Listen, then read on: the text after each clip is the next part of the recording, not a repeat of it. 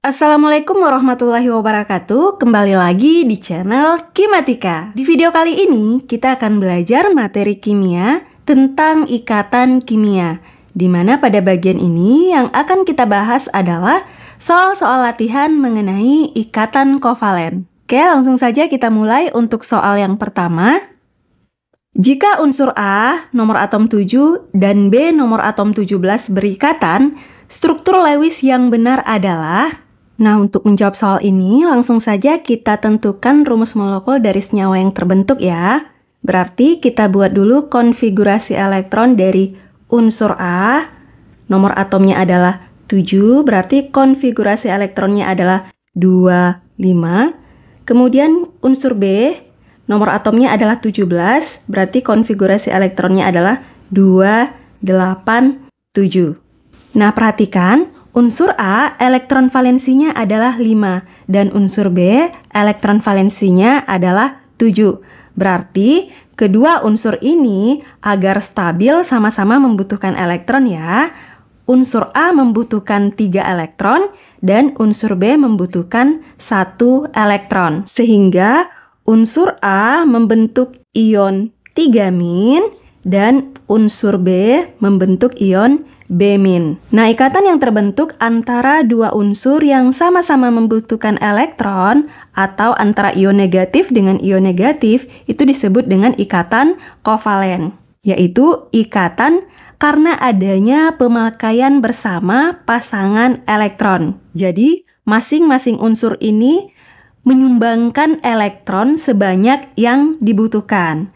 Berarti A menyumbangkan 3, B menyumbangkan 1. Karena unsur A membutuhkan 3 elektron, sedangkan B hanya bisa menyumbangkan 1, berarti jumlah B-nya atau jumlah unsur B-nya itu harus 3. Sehingga senyawa atau rumus molekul senyawa yang terbentuk adalah A1, satunya tidak perlu ditulis, B3. Atau cara cepat menentukan rumus molekul senyawa yang terbentuk yaitu dengan menyesuaikan jumlah muatan ionnya ya. Tetapi kita balik, jadi untuk atom A jumlahnya sama dengan muatan atom B, yaitu 1. Nah, satunya tidak perlu ditulis. Lalu untuk atom B, jumlah atau indeksnya sama dengan muatan atom A, yaitu 3. Oke, jelas ya? Berarti langsung saja kita lihat pilihannya. A-nya ada 1, B-nya ada 3. Di antara 5 pilihan ini, yang jumlah A-nya 1 dan B-nya 3 adalah yang C. A1, B3. Oke, bisa dipahami ya? Lanjut soal yang kedua. Pasangan senyawa berikut yang merupakan pasangan senyawa yang memiliki ikatan kovalen adalah... Ingat, ikatan kovalen adalah ikatan yang terbentuk antara unsur non-logam dengan non-logam.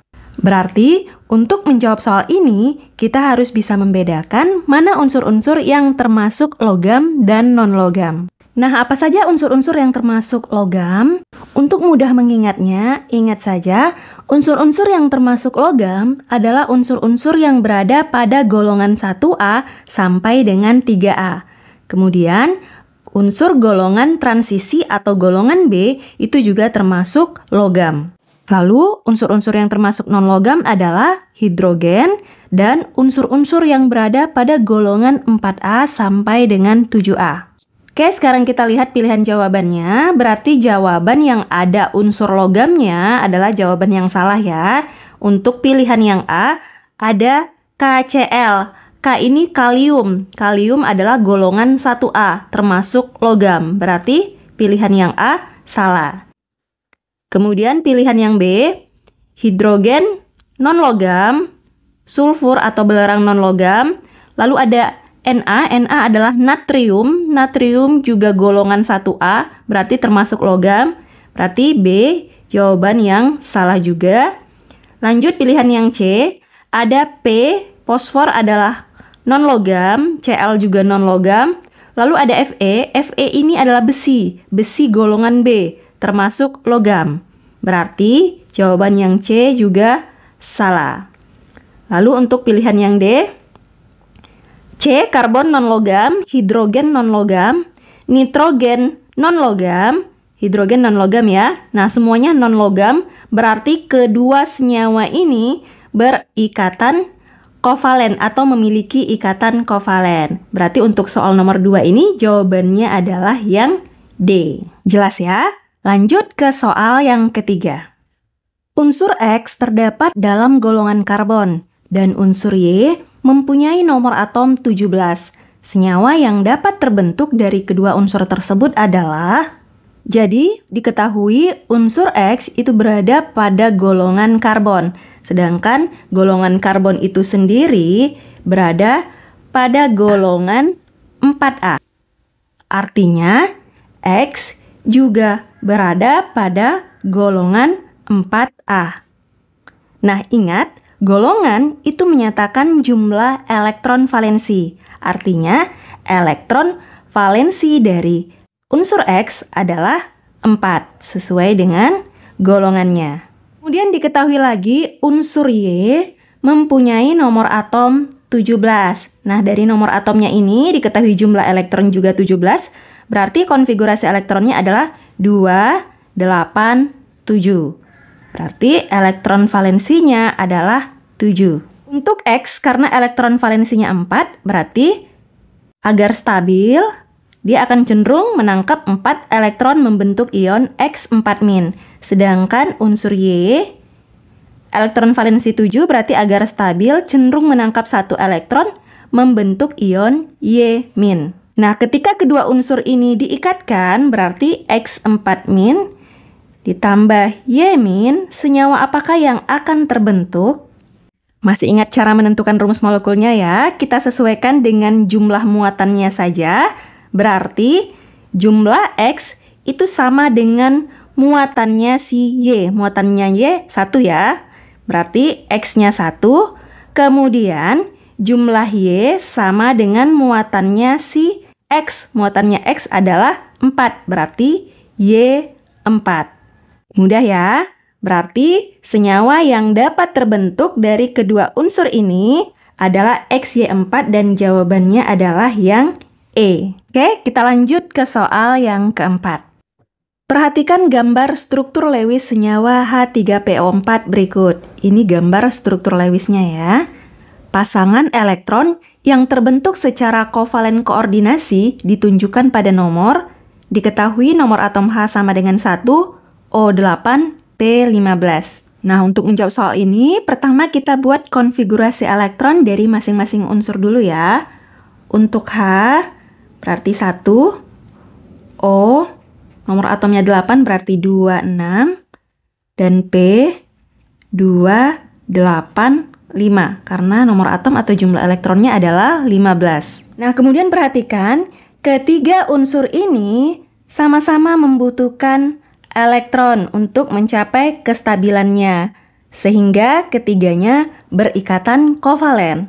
Yang ditanyakan adalah manakah pasangan elektron berikatan? Di sini sudah ditandai ada 5 pilihan ya. Yang pasangan ikatannya itu merupakan ikatan kovalen koordinasi. Apa itu pasangan elektron ikatan kovalen koordinasi?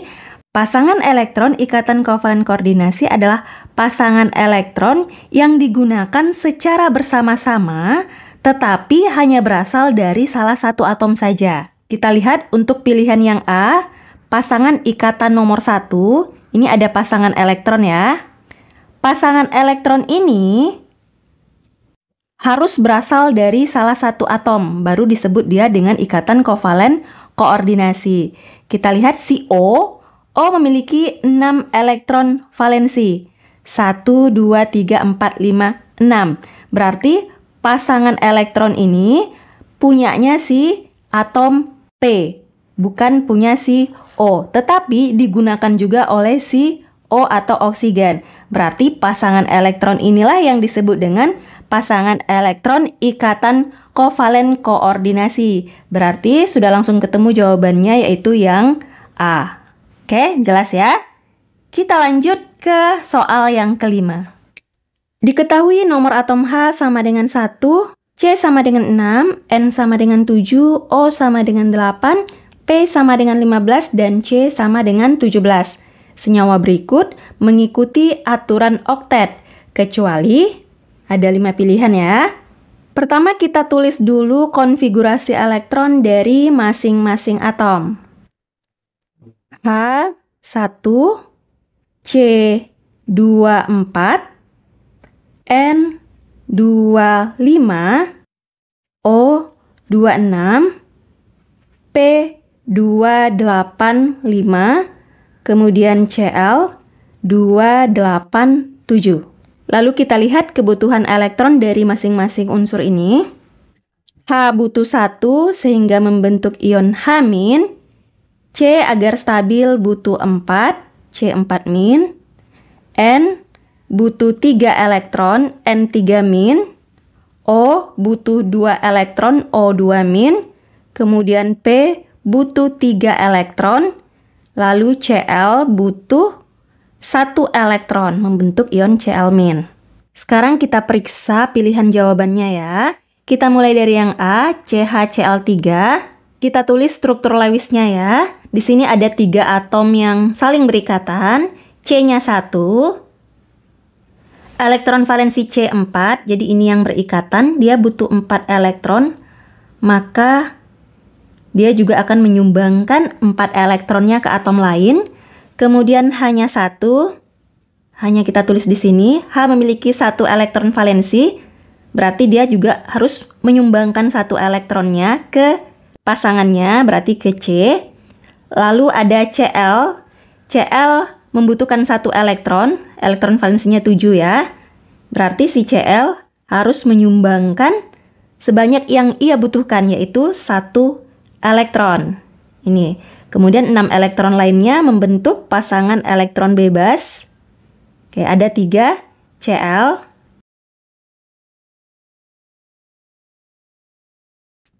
Nah, kita periksa apakah ini sudah sesuai dengan aturan oktet. Untuk yang H ini duplet ya. Kemudian Cl 1, 2, 3, 4, 5, 6, 7, 8. Ini juga oktet. Cl yang sebelah kanan juga sama. Cl yang atas juga sama. Kemudian untuk atom karbonnya, ini juga sudah sesuai dengan aturan oktet. Berarti jawaban yang A salah, karena yang ditanya kecuali yang tidak mengikuti aturan oktet, berarti yang kita harus pilih. Lanjut untuk pilihan yang B. N berikatan dengan H. Apakah benar membentuk NH3 dan sesuai dengan aturan oktet? Nah, ini tidak perlu kita tulis struktur Lewisnya ya. Kita langsung saja tentukan rumus molekulnya. Jadi N jika berikatan dengan H agar sesuai dengan aturan oktet, maka senyawa atau rumus molekul yang terbentuk adalah kita sesuaikan dengan jumlah muatannya. Jadi jumlah N-nya 1, lalu jumlah H-nya sebanyak muatan N, yaitu 3, berarti NH3. Nah, ini pasti sudah sesuai dengan aturan oktet. Berarti pilihan yang B juga salah. Ada H. H- berikatan dengan O2-. Rumus molekul yang seharusnya terbentuk agar mengikuti aturan oktet yaitu jumlah H-nya 2, ini 2- ya. Berarti H2. Lalu jumlah O-nya sebanyak muatan H yaitu 1, berarti H2O. Ini sudah mengikuti aturan oktet, berarti pilihan yang C salah. Berikutnya pilihan yang D. Ada unsur C, berarti C4- berikatan dengan unsur H, berarti H-. Maka rumus molekul yang terbentuk jumlah C-nya sebanyak muatan H, yaitu 1, berarti C1. Lalu jumlah H-nya sebanyak muatan C, yaitu 4, berarti H4. CH4 mengikuti aturan oktet, berarti pilihan yang D, CH4 juga salah. Terakhir pilihan yang E, ini harusnya jawaban yang benar ya. Ada unsur P atau atom P, berarti P3- berikatan dengan Cl, berarti Cl-. Senyawa atau rumus molekul yang harusnya terbentuk, P sebanyak muatan Cl yaitu 1, lalu Cl sebanyak muatan P yaitu 3. Berarti rumus molekul yang harusnya terbentuk agar mengikuti aturan oktet adalah PCl3. Sedangkan pada pilihan yang E adalah PCl5. Berarti PCl5 ini tidak mengikuti aturan oktet. Maka pilihannya adalah yang E. Oke, bisa dipahami ya? Nah, sekian dulu untuk video kali ini. Terima kasih. Wassalamualaikum warahmatullahi wabarakatuh.